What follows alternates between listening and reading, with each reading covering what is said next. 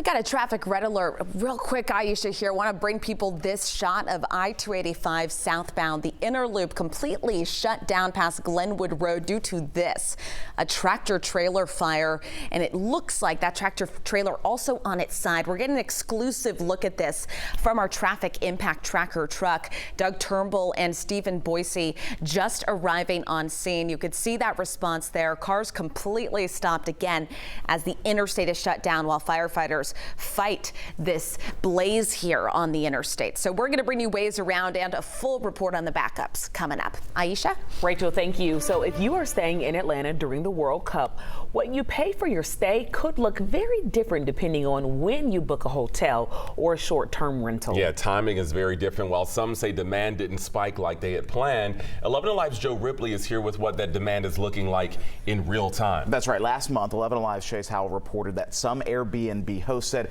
bookings were slower than they expected, and several tried to lower their prices to try and attract more World Cup fans to stay there, making some early worms a little bit mad and frustrated for booking at those higher prices, right? So I decided to speak to the experts to get a feel for what World Cup demand is looking like right now.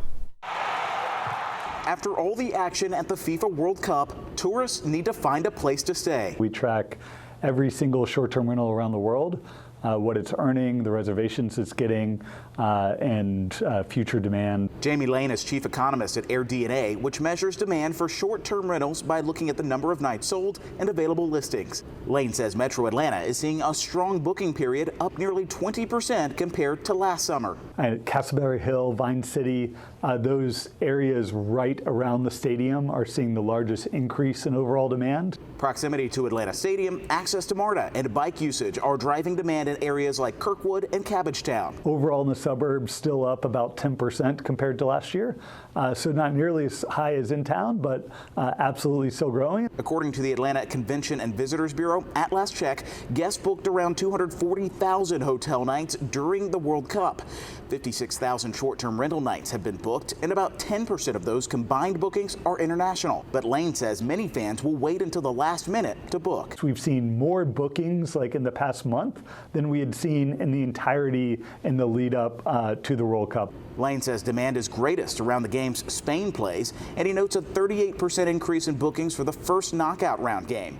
He says demand will only grow as the World Cup rolls on. The group stage is sort of the warm-up. The real opportunity comes in those subsequent games, like once you get into the knockout stage. That's where you get the big teams, that's where you get the big fan bases, and where every game matters. Lane says factors that could prevent folks from traveling during the World Cup include Middle East tension, recent cartel violence in Mexico, and of course, inflation. You know, we were lucky to have Spain as our first match here because they have such a huge fan contingency. I mean, the city was red yesterday. Cabo Verde was here too, but having them early, I think, helped out with some of those bookings. And we'll get them again this weekend. So long weekend at Atlanta, expect a lot more fans. All right, very exciting for our community. Joe, thank you.